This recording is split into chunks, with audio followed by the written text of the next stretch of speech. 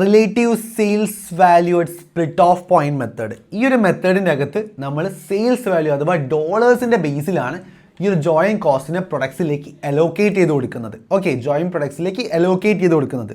നമുക്ക് നേരത്തെ വരച്ച ചാർട്ട് ഇവിടെ വീണ്ടും വരയ്ക്കാം. ഒരു റോ മെറ്റീരിയൽ അത് പ്രോസസ്സ് ചെയ്ത് അതെന്താവും, അത് 2 or more ഡിഫറെൻറ്റ് പ്രൊഡക്ട്സ് ആവും. ഇവിടെ നമുക്ക് 3 പ്രൊഡക്ട്സ് ആണ് ഉണ്ടാവുന്നത്. Product 1, product 2 and product 3. ഈ 3 പ്രൊഡക്റ്റിനും എന്തുണ്ടാവും, സെല് ചെയ്താൽ കിട്ടുന്ന സെയിൽസ് റവന്യൂ ഉണ്ടാവില്ലേ? ഈ 3 പ്രൊഡക്റ്റിൻ്റെയും സെയിൽസ് റവന്യൂ ഉണ്ടാവില്ലേ?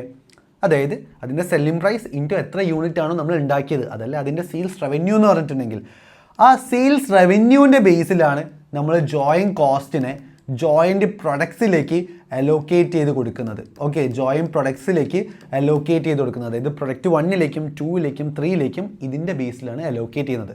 മുന്നേ പഠിച്ചിരിക്കുന്ന ഫിസിക്കൽ മെഷർമെൻറ്റ് മെത്തേഡിൽ എന്തായിരുന്നു, അതിൽ ഓരോ പ്രൊഡക്റ്റിൻ്റെയും ഫിസിക്കൽ ക്വാണ്ടിറ്റീൻ്റെ ബേസിലായിരുന്നു എന്ത് ചെയ്തിരുന്നത്, അലോക്കേഷൻ നടന്നിരുന്നതെങ്കിൽ ഇവിടെ അതിൻ്റെ സെയിൽസ് റവന്യൂൻ്റെ ബേസിലാണ് നമ്മൾ അലോക്കേഷൻ നടക്കുന്നത്. ഓക്കെ, മനസ്സിലായോ? അപ്പോൾ നമുക്കൊരു എക്സാമ്പിൾ നോക്കുമ്പോൾ കുറച്ചും കൂടി അടിപൊളിയായിട്ട് മനസ്സിലാവും. അപ്പോൾ ഇവിടെ പെട്രോളിയം തന്നെയാണ് നടത്തുന്നത്, അതേ എക്സാമ്പിൾ തന്നെയാണ് നമ്മളിവിടെ എടുത്തിരിക്കുന്നത്. അപ്പോൾ നമുക്കൊന്നുകൂടെ വരച്ചു നോക്കാം. റോ മെറ്റീരിയൽ പ്രോസസ്സ് ചെയ്തിട്ട് അത് എന്തൊക്കെയാവും, അതായത് ക്രൂഡ് ഓയിൽ പ്രോസസ്സ് ചെയ്തിട്ട് അതെന്തൊക്കെയാവും, അത് കെറോസിൻ ആവും, ഡീസൽ ആവും, ദെൻ പെട്രോൾ ആവും അല്ലേ? ഓക്കെ, അതിൻ്റെ ജോയിൻ കോസ്റ്റ് നേരത്തത് അതേപോലെ തന്നെ 20K ആണ്. ഓക്കെ, അപ്പോൾ ഇതുവരെ സെയിം ആണ്. ഇനി സ്പ്ലിറ്റ് ഓഫ് പോയിന്റിൽ അതിൻ്റെ സെയിൽസിൻ്റെ കാര്യങ്ങളാണ് താഴെ തന്നിരിക്കുന്നത്. കെറോസിൻ നമ്മളുടെ അടുത്ത് 2000 ഗാലൻസ് ഉണ്ട്.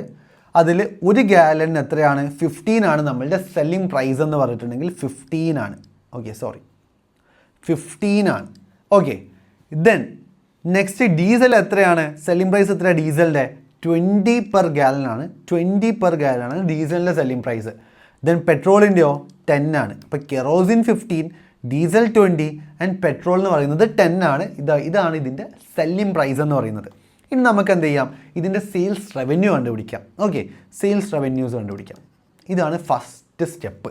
അപ്പോൾ സെയിൽസ് റവന്യൂ എന്ന് പറഞ്ഞാൽ എന്താണ്, കെറോസിൻ്റെ selling price, kerosene, diesel, petrol. കെറോസിൻ്റെ സെല്ലിംഗ് പ്രൈസ് എന്ന് പറയുന്നത് 15 ആണ്. എത്ര ഗാലൻസ് ഉണ്ട് കെറോസിൻ നമ്മളുടെ ടൈമിൽ, 2000 ഗാലൻസ് ഉണ്ട്. സോ 15 ഇൻറ്റു 2000 ദാറ്റ് ഈസ് 30,000 അല്ലേ? അതേപോലെ നെക്സ്റ്റ് ഡീസലിൻ്റെ സെല്ലിംഗ് പ്രൈസ് എന്ന് പറയുന്നത് 20 പെർ ഗാലൻ ആണ്. സോ 20 എഴുതി. അങ്ങനെ എത്ര ഗാലൻസ് ഓഫ് ഡീസൽ നമ്മളുടെ അടുത്തുണ്ട്, 1000 ഗാലൻ ഡീസൽ നമ്മളുടെ അടുത്തുണ്ട്. So 20 into 1000 that is 20,000. Okay, then പെട്രോളിൻ്റെ സെല്ലിംഗ് പ്രൈസ് എത്രയാണ്, 10 ആണ്. 10 പെർ ഗാലൻ ആണ് സെല്ലിംഗ് പ്രൈസ്. അങ്ങനെ എത്ര ഗാലൻസ് നമ്മളുടെ അടുത്ത് അവൈലബിൾ ആണ്, 500 ഗാലൻസ് നമ്മളുടെ അടുത്ത് അവൈലബിൾ ആണ്. 10 ഇൻറ്റു 500 ദാറ്റ് ഈസ് 5,000. ഓക്കെ, അപ്പോൾ നമ്മൾ ഓരോ പ്രൊഡക്ട്സിൻ്റെയും സെയിൽസ് റവന്യൂ കണ്ടുപിടിച്ചു. സ്പ്ലിറ്റ് ഓഫ് പോയിന്റിൽ അതിൻ്റെ സെയിൽസ് റവന്യൂ നമ്മൾ കണ്ടുപിടിച്ചു അല്ലേ? ഇനി എന്ത് ചെയ്യുക, ഇതൊന്ന് ടോട്ടൽ ചെയ്യുക.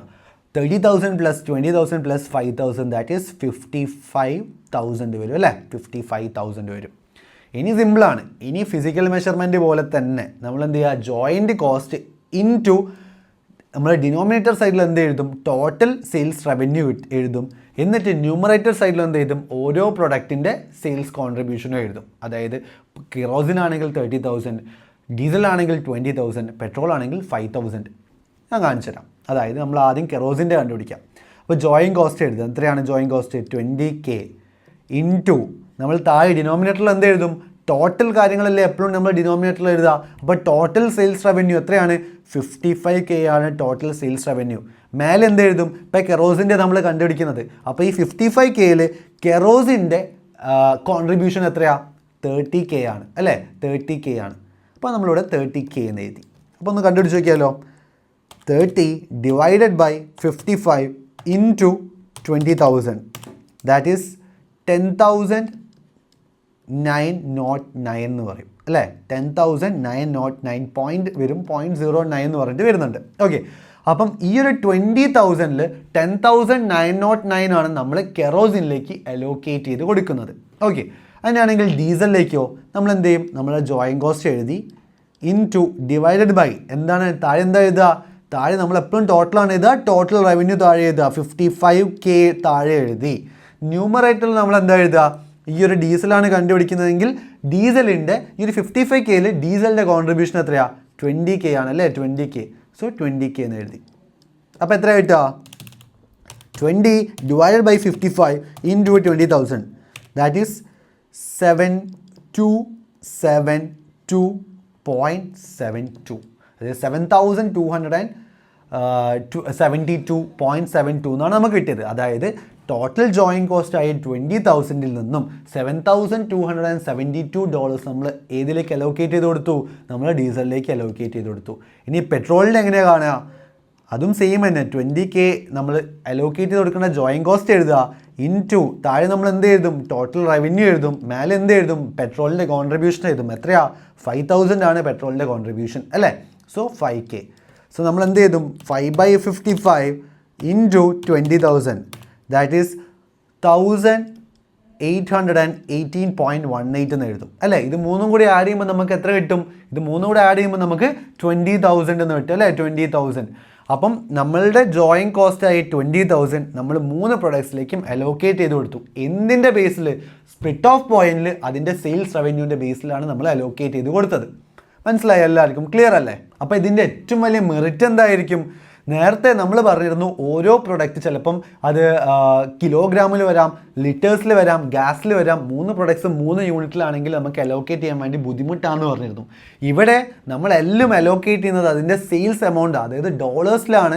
ഡോളേഴ്സിനെ ബേസ് ചെയ്തുകൊണ്ടാണ്. ഇവിടെ 30,000, 20,000, 5,000 ഡോളറിൻ്റെ ബേസിലാണ് നമ്മൾ അലോക്കേഷൻ നടത്തുന്നത്. അതുകൊണ്ട് തന്നെ അതുകൊണ്ട് ഒരു യൂണിഫോമിറ്റി ഉണ്ട്. അതായത് ഫുൾ ഡോളേഴ്സിലാണ്. യൂണിറ്റ് അപ്പം എന്താണ്? ഡോളറാണ്, സെയിം ആണ്.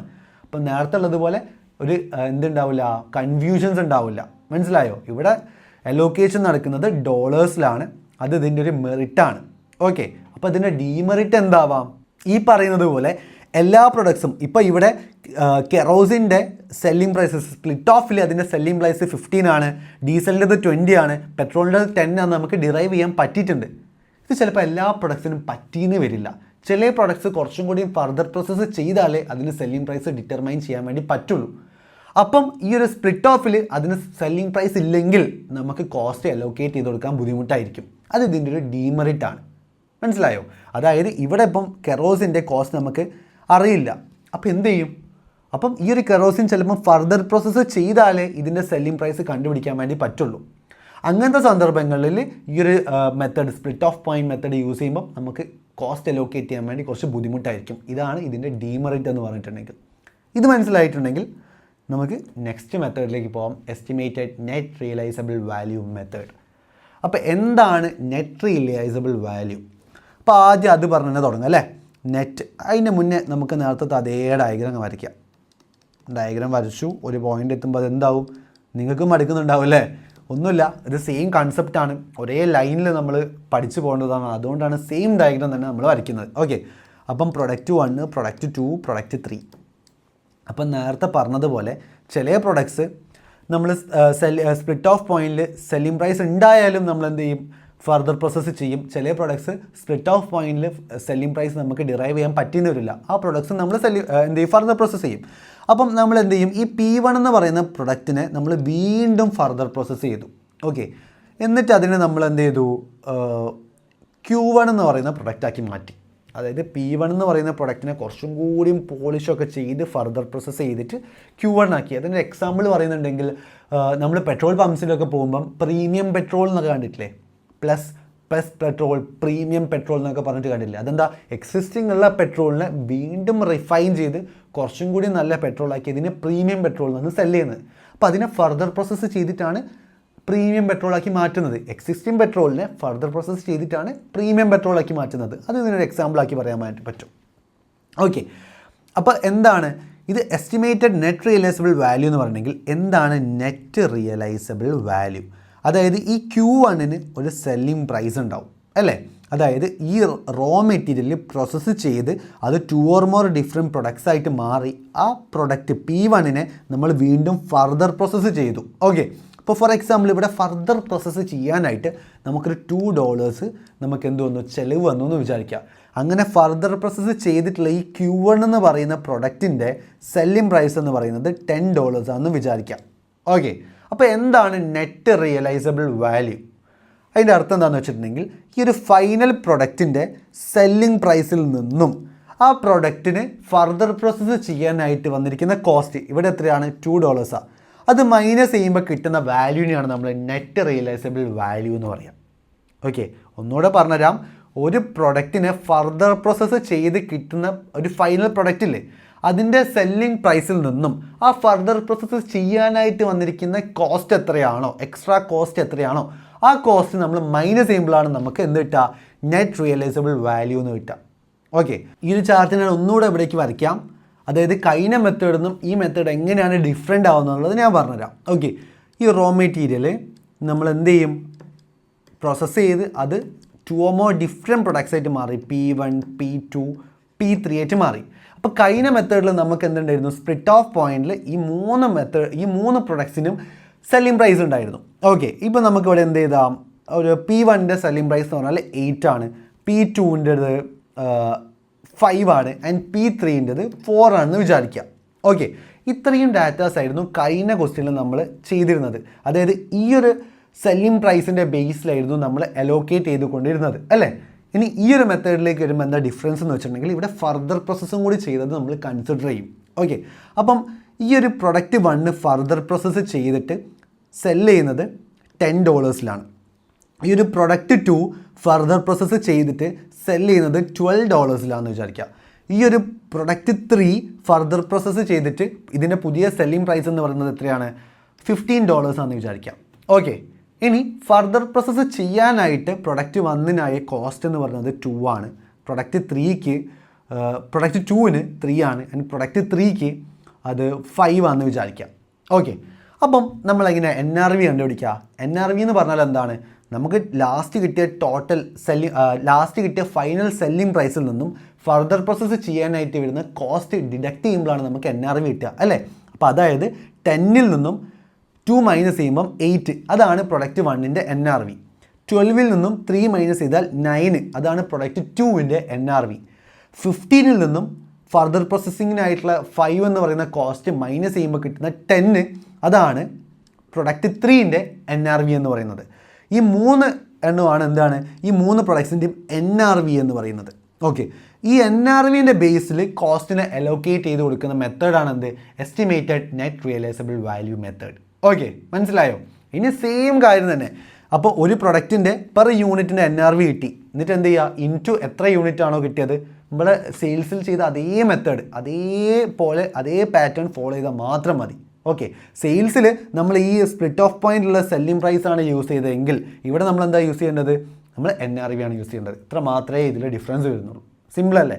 നമുക്ക് ക്വസ്റ്റ്യൻ ചെയ്യുമ്പോൾ കൺഫ്യൂഷൻ ഉണ്ടെങ്കിൽ ക്വസ്റ്റ്യൻ ചെയ്യുമ്പോൾ അത് മാറിക്കിട്ടും. ഓക്കെ, പെട്രോളിയം പ്രോസസ് കമ്പനി നേരത്തെ അതേ എക്സാമ്പിൾ തന്നെയാണ്. ഓക്കെ, ഇവിടെ ജോയിൻറ്റ് കോസ്റ്റ് ആയിട്ട് വരുന്നത് 20,000 ആണ് വരുന്നത് അല്ലേ. അപ്പോൾ ഞാൻ ആ ഡയഗ്രം ഒന്നുകൂടെ വരച്ചു തരാം. അതായത് റോ മെറ്റീരിയൽ അത് പ്രോസസ്സ് ചെയ്ത് ഒരു പോയിന്റിലെത്തുമ്പോൾ അത് എന്താവും, അത് കെറോസിനാവും, ഡീസലാവും, ദെൻ പെട്രോളും ആവും അല്ലേ. Kerosene, diesel, petrol. അപ്പോൾ ക്വസ്റ്റ്യനിൽ എന്തൊക്കെയാണ് തന്നിരിക്കുന്നത്, ഇതിൻ്റെ സ്പ്ലിറ്റ് ഓഫ് പോയിന്റിലെ സെല്ലിംഗ് പ്രൈസ് ക്വസ്റ്റ്യനിൽ തന്നിട്ടുണ്ട് അല്ലേ. സ്പ്ലിറ്റ് ഓഫ് പോയിന്റിൽ കെറോസിന് $10 ആയിരുന്നു. ഓക്കെ, ഡീസലിനോ $15 ആയിരുന്നു, പെട്രോളിനോ $8 ആയിരുന്നു. സ്പ്ലിറ്റ് ഓഫ് പോയിന്റിൽ ഇവർ അതിൽ നിർത്തിക്കണോ, ഇവർ ഫർദർ പ്രോസസ്സ് ചെയ്തിട്ടുണ്ട് അല്ലേ. ഫർദർ പ്രോസസ്സ് ചെയ്തിട്ട് ഇതിൻ്റെ ഫൈനൽ സെല്ലിംഗ് പ്രൈസ് എന്ന് പറഞ്ഞാൽ എത്രയാണ്, കെറോസിന് 18 ആണ്, ദെൻ ഡീസലിന് എത്രയാണ് 25 ആണ്, പെട്രോളിന് 12 ആണ് അല്ലേ, 12 ആണ്.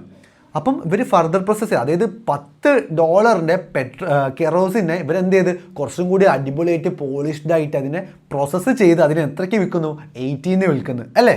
ഇതേപോലെ ഡീസൽ. അപ്പം നമുക്കറിയാം എന്തിനാണ് ഫർദർ പ്രോസസ്സ് ചെയ്യുന്നത്. ഇപ്പോൾ പെട്രോൾ ഫർദർ പ്രോസസ്സ് ചെയ്ത് സെല്ല് ചെയ്യുമ്പം അതിന് കോസ്റ്റ് കൂടുതലായിരിക്കും. എന്തുകൊണ്ടാണ്, ആ പെട്രോളിനെ കുറച്ചും കൂടി അടിപൊളിയായിട്ട് പ്രോസസ്സ് ചെയ്ത് ഫൈനൽ ബെറ്റർ പ്രൊഡക്റ്റ് ആക്കിയിട്ടാണ് മാറ്റുന്നത്. അതേപോലെ ഇവിടെ $15 ഗാലനുള്ള ഡീസലിനെ നമ്മൾ നല്ലപോലെ കുറച്ചും കൂടി റിഫൈൻഡ് ആയിട്ട് പ്രോസസ്സ് ചെയ്ത് $25 സെല്ല് ചെയ്യാൻ പറ്റുന്ന ഒരു പ്രൊഡക്റ്റാക്കി മാറ്റി അല്ലേ. അപ്പോൾ ഇങ്ങനെയാണ് ഫർദർ പ്രോസസ്സിൻ്റെ ഗുണം, അതാണ്. ഓക്കെ, പക്ഷേ ഈ ഫർദർ പ്രോസസ്സ് ചെയ്യാനായിട്ട് കുറച്ച് കോസ്റ്റും വന്നിട്ടില്ലേ. നമുക്ക് കെറോസിൻ ഫർദർ പ്രോസസ്സ് ചെയ്യാനായിട്ട് 4K കോസ്റ്റ് വന്നിട്ടുണ്ട്, ഡീസൽ ഫർദർ പ്രോസസ്സ് ചെയ്യാനായിട്ട് 2K കോസ്റ്റ് വന്നിട്ടുണ്ട്, പെട്രോൾ ഫർദർ പ്രോസസ്സ് ചെയ്യാനായിട്ട് 1000 കോസ്റ്റ് വന്നിട്ടുണ്ട് അല്ലേ. നമ്മൾ ഫസ്റ്റ് എന്താ കണ്ടുപിടിക്കേണ്ടത്? ഫസ്റ്റ് നമ്മൾ കണ്ടുപിടിക്കേണ്ടത് NRV ആണ് കണ്ടുപിടിക്കേണ്ടത്, അതായത് നെറ്റ് റിയലൈസബിൾ വാല്യൂ. ഈ ഫൈനൽ സെല്ലിംഗ് പ്രൈസിൽ നിന്നും ഫർദർ പ്രോസസ്സിനാവുന്ന കോസ്റ്റ് മൈനസ് ചെയ്യുമ്പോൾ എത്രയാണോ കിട്ടുന്നത് അതിനെയാണ് നമ്മൾ NRV എന്ന് പറയുക. അപ്പോൾ നമുക്ക് NRV കണ്ടുപിടിക്കാം. ഓക്കെ, NRV കണ്ടുപിടിക്കാം. ഓക്കെ, ഇവിടെ കെറോസിൻ നോക്കാം. കെറോസിൻ്റെ ഫൈനൽ സെല്ലിംഗ് പ്രൈസ് എത്രയാണ്? 18 ആണ്. 18. കെറോസിൻ എത്ര ഗാലൻസ് നമ്മളുടെ അടുത്തുണ്ട്? 2000 ഗാലൻസ് നമ്മളുടെ അടുത്തുണ്ട് അല്ലേ? 18 × 2000 എത്രയാണ് കിട്ടുന്നത്? 18 × 2000 36,000 ആണ് നമ്മളുടെ ടോട്ടൽ നമ്മളുടെ അടുത്തുള്ള കെറോസിൻ്റെ വാല്യൂ. അതിൽ നിന്നും ഫർദർ പ്രോസസ്സിനാവുന്ന കോസ്റ്റ് അങ്ങ് മൈനസ് ചെയ്യുക. കെറോസിൻ ഫർദർ പ്രോസസ്സ് ചെയ്യാനായിട്ട് എത്രയാണ് കോസ്റ്റ് വരുന്നത്? 4,000 ആണ് കോസ്റ്റ് വരുന്നത്. അപ്പോൾ 36,000 4,000 മൈനസ് ചെയ്താൽ ബാക്കി എത്ര ഉണ്ടാവും? 32,000. ഇതാണ് NRV. Okay, NRV. ഇനി ഡീസലിൻ്റെ ഫൈനൽ സെല്ലിംഗ് പ്രൈസ് എത്രയാണ്? ഫർദർ പ്രോസസ്സ് ചെയ്തിട്ട് ഫൈനൽ $25 ഡീസൽ സെല്ല് ചെയ്യുന്നത്. ഓക്കെ, ഇൻറ്റു എത്ര ഗാലൺ ഓഫ് ഡീസലാണ് നമ്മളുടെ കൈമിലുള്ളത്? 1000 ഗാലൻസ് ഓഫ് ഡീസലാണ് ഉള്ളത്. 1000. അപ്പോൾ എത്ര കിട്ടി? 25,000 എന്ന് കിട്ടി. അതാണ് ടോട്ടൽ സെല്ലിംഗ് വാല്യൂ അല്ലേ, സെയിൽസ് വാല്യൂ. അതിൽ നിന്നും ഫർദർ പ്രോസസ്സിനായ കോസ്റ്റ് നമ്മൾ ഡിഡക്റ്റ് ചെയ്യുക. ഡീസലിന് എത്രയാണ് ഫർദർ പ്രോസസ്സ് ആയത്? 2000 ആണ് ആയത്, 2K അല്ലേ? അപ്പോൾ 25,000 2000 മൈനസ് ചെയ്താൽ ബാക്കി എത്ര ഉണ്ട്? 23,000 ഉണ്ട്. അതാണ് ഡീസലിൻ്റെ NRV എന്ന് പറഞ്ഞിട്ടുണ്ടെങ്കിൽ. ഇനി പെട്രോളിന് എത്രയാണ്? ഫൈനൽ സെല്ലിംഗ് പ്രൈസ് ഈസ് 12 അല്ലേ? 12 ക്വസ്റ്റ്യൻ തന്നിട്ടുണ്ട്. ഇതാ 12 ആണ് ഫൈനൽ സെല്ലിംഗ് പ്രൈസും. അങ്ങനെ എത്ര ഗാലൻസ് ഓഫ് പെട്രോൾ നമ്മളുടെ കൈമിലുണ്ട്? 500 ഗാലൻസ് ഓഫ് പെട്രോൾ നമ്മുടെ കൈമിലുണ്ട്. So 12 × 500 that is 6,000. ഓക്കെ, 6,000. അതിൽ നിന്നും ഫർദർ പ്രോസസ്സ് ചെയ്യാനായിട്ടായിരിക്കുന്ന 1000 നമ്മൾ മൈനസ് ചെയ്യുമ്പോൾ ബാക്കി നമുക്ക് എത്ര കിട്ടും? 5,000 എന്ന് കിട്ടും. ഇത് മൂന്നും കൂടി ടോട്ടൽ ചെയ്യുമ്പോൾ നമുക്ക് എന്ത് കിട്ടും? ടോട്ടൽ NRV കിട്ടും. 32,000 പ്ലസ് 23,000 പ്ലസ് 5,000 ദാറ്റ് ഈസ് 60,000 എന്ന് കിട്ടും. ഓക്കെ, ഇതാണ് നമ്മളുടെ ടോട്ടൽ NRV. ഇതിന് നിങ്ങൾ സെയിൽസിൽ എന്താണോ ചെയ്തത്, sales at split of point മെത്തേഡിൽ എന്താണോ ചെയ്തത് അതേ കാര്യം തന്നെ ഇവിടെ NRVയിലും ചെയ്യണം. അത്രയേ ഉള്ളൂ. ജോയിൻ കോസ്റ്റ് ഇൻറ്റു ഡിനോമിനേറ്ററിൽ എന്തെടുക്കും? ടോട്ടൽ NRV എടുക്കും. ടോട്ടൽ NRV നമ്മൾ എന്ത് ചെയ്യും? ഡിനോമിനേറ്ററിൽ എടുക്കും. ഓരോ പ്രൊഡക്റ്റിൻ്റെയും NRVക്കുള്ള കോൺട്രിബ്യൂഷൻ നമ്മൾ എന്ത് ചെയ്യും? ന്യൂമറേറ്ററിൽ എഴുതും. ഡയറക്റ്റ്ലി ഇത് ചെയ്താൽ നമുക്ക് എന്ത് കിട്ടും? ഓരോ പ്രൊഡക്റ്റിലേക്കും അലോക്കേറ്റ് ചെയ്ത് കൊടുക്കേണ്ട ജോയിൻ കോസ്റ്റ് എത്രയാണ് നമുക്ക് തിരിച്ചറിയാൻ വേണ്ടി പറ്റും. നമുക്കൊന്ന് ചെയ്ത് നോക്കിയാലോ? നമുക്ക് ഈ ഡയഗ്രാം എല്ലാം ഒന്ന് ഇറേസ് ചെയ്യാം. ഓക്കെ, അപ്പോൾ നമുക്ക് കെറോസിനിലേക്ക് എത്ര അലോക്കേറ്റ് ചെയ്ത് കൊടുക്കും? ടോട്ടൽ അലോക്കേറ്റ് ചെയ്ത് കൊടുക്കാനുള്ള എത്രയാണ് ജോയിൻ കോസ്റ്റ്? എത്രയാണ്? 20K ആണ്. ഇൻറ്റു ഡിനോമിനേറ്ററിൽ എന്ത് എഴുതും? ടോട്ടൽ NRV ആണ് നമ്മൾ ഡിനോമിനേറ്ററിൽ എഴുതുക. അത്രയാണ് 60K ആണ് ടോട്ടൽ NRV വരുന്നത്. ഓക്കെ, അതിൻ്റെ അകത്ത് കെറോസിൻ്റെ കോൺട്രിബ്യൂഷൻ എത്രയാണ്? 32,000 അല്ലേ? 32K. സോ നമ്മൾ എങ്ങനെ കണ്ടുപിടിക്കും? 32 divided by 60 into 20,000 that is 10,666. $10,666.66. അതായത് ടോട്ടൽ ജോയിൻ കോസ്റ്റ് ആയ 20,000 നിന്നും 10,666 ആണ് നമ്മൾ ആരിലേക്ക് അലോക്കേറ്റ് ചെയ്ത് കൊടുക്കുന്നത്? നമ്മൾ കെറോസിനിലേക്ക് അലോക്കേറ്റ് ചെയ്ത് കൊടുക്കുന്നത്. അങ്ങനെയാണെങ്കിൽ ഡീസലിലേക്കോ എങ്ങനെ കണ്ടുപിടിക്കുക? നമ്മളുടെ ടോട്ടൽ എത്രയാണ് ജോയിൻ കോസ്റ്റ്? 20K ഇൻറ്റു ഡിനോമിനേറ്ററിൽ എത്ര ചെയ്തും? ടോട്ടൽ NRV ചെയ്തും. എത്രയാണ്? 60K. അതിൽ ഡീസൽ എന്ന് പറയുന്ന പ്രൊഡക്റ്റിൻ്റെ കോൺട്രിബ്യൂഷൻ എത്രയാണ്? 23K ആണ് അല്ലേ? 23K. അപ്പോൾ എന്ത് ചെയ്യും? 23 divided by 60 into 20,000 that is 7,666.66 കിട്ടും. ഓക്കെ, ഇനി ഇവിടെ സ്പേസ് ഇല്ല. അപ്പോൾ നിങ്ങൾ എന്ത് ചെയ്യുക? നിങ്ങൾ ഇതിൻ്റെ കറക്റ്റായിട്ട് നിങ്ങൾ കണ്ടുപിടിക്കുക. പെട്രോളിന് എത്ര വരും? എങ്ങനെ കണ്ടുപിടിക്കുക? അപ്പം 20,000 എഴുതുക. ഓക്കെ, 20,000 ആണ് ജോയിൻ കോസ്റ്റ്. ഇൻറ്റു 20,000 ഇൻറ്റു ഡിനോമിനേറ്ററിൽ എന്ത് എഴുതും? നമ്മൾ ടോട്ടൽ NRV 60K എന്ന് എഴുതും. ന്യൂമറേറ്ററിൽ എന്ത് എഴുതും? പെട്രോളിൻ്റെ കോൺട്രിബ്യൂഷൻ എഴുതും. എത്രയാണ് ഇവിടെ പെട്രോളിൻ്റെ കോൺട്രിബ്യൂഷൻ? ഇവിടെ പെട്രോളിൻ്റെ കോൺട്രിബ്യൂഷൻ 5,000 ആണ്. സോ 5 ഡിവൈഡഡ് ബൈ ഡിനോമിനേറ്ററിൽ എന്ത് ചെയ്തും? ടോട്ടൽ NRV എഴുതും. 60 ഇൻറ്റു എത്രയാണോ അലോക്കേറ്റ് ചെയ്ത് കൊടുക്കേണ്ട ജോയിൻ കോസ്റ്റ് 20,000. അപ്പോൾ എത്ര കിട്ടും? 1,166.66 എന്ന് കിട്ടും പെട്രോളിൻ്റെ ജോയിൻ കോസ്റ്റ്. എങ്ങനെയാണ് കിട്ടിയത്? 20,000 ഇൻറ്റു 5,000 ഡിവൈഡഡ് ബൈ 60,000 ചെയ്താൽ മതി. ഓക്കെ, അപ്പോൾ ഈ NRE മെത്തേഡിൻ്റെ മെറിറ്റ് എന്തായിരിക്കും? നേരത്തെ നമ്മൾ sales value at split of point മെത്തേഡിൽ നമ്മൾ എന്ത് പറഞ്ഞിരുന്നു? അതായത് എല്ലാ പ്രൊഡക്ട്സും ചിലപ്പം സ്പ്ലിറ്റ് ഓഫ് തന്നെ അതിൻ്റെ സെല്ലിംഗ് പ്രൈസ് ഡിറൈവ് ചെയ്യാൻ പറ്റണമെന്നില്ല. അപ്പോൾ അവിടെ ഫർദർ പ്രോസസ്സ് ചെയ്ത് കഴിഞ്ഞതിന് ശേഷം അതിൻ്റെ ചിലപ്പം സെല്ലിംഗ് പ്രൈസ് നമുക്ക് ഡിറൈവ് ചെയ്യാൻ പറ്റിയെന്ന് വരുള്ളൂ. അതായത് ഇവിടെ ചിലപ്പം ഈ P1 നമ്മൾ 8 എന്ന് പറഞ്ഞല്ലോ സെല്ലിംഗ് പ്രൈസ്, ഇത് നമുക്കിവിടെ ഡിറൈവ് ചെയ്യാൻ പറ്റുന്നില്ല. ഈ P1 ഫർദർ പ്രോസസ്സ് ചെയ്താൽ മാത്രമേ നമുക്കൊരു സെല്ലിംഗ് പ്രൈസ് കിട്ടുമെങ്കിൽ ഇത് ഈ മെത്തേഡ് യൂസ് ചെയ്യുന്നതല്ലോ നല്ലത്. കാരണം NRE മെത്തേഡിലല്ലേ നമ്മൾ ഫർദർ പ്രോസസ്സിനെ നമ്മൾ കൺസിഡർ ചെയ്യുന്നത്. Sales value split of point മെത്തേഡിൽ നമ്മൾ ഈ തന്നിരിക്കുന്ന സെയിൽസ് വാല്യൂവിൻ്റെ മേലെയല്ലേ നമ്മൾ കോസ്റ്റിനെ അലോക്കേറ്റ് ചെയ്യുന്നത്. അപ്പോൾ സെയിൽസ് വാല്യൂവിൻ്റെ ആ ഒരു ഡീമെറിറ്റിനെ നമുക്ക് എന്ത് ചെയ്യാം, മെറിറ്റാക്കി മാറ്റണമെങ്കിൽ എന്ത് യൂസ് ചെയ്താൽ മതി? Estimated net realisable value method use ചെയ്താൽ മതി. ഈ മെത്തേഡിൽ എന്താണ്? നെറ്റ് റിയലൈസബിൾ വാല്യൂ ആണ് എടുക്കുന്നത്. അതുകൊണ്ട് തന്നെ ഈ ഒരു പോയിന്റിൽ, അതായത് ഈ സ്പ്ലിറ്റ് ഓഫ് പോയിന്റിൽ സെല്ലിംഗ് പ്രൈസ് ഇല്ലെങ്കിലും നമുക്കൊരു പ്രശ്നമില്ല. അപ്പോൾ അത് ഇതിൻ്റെ ഒരു മെറിറ്റാണ്. ഇനി ഡീമെറിറ്റ് എന്താ? ഇതിന് ഒരുപാട് ഡീറ്റെയിൽസിൻ്റെ ആവശ്യമുണ്ട്.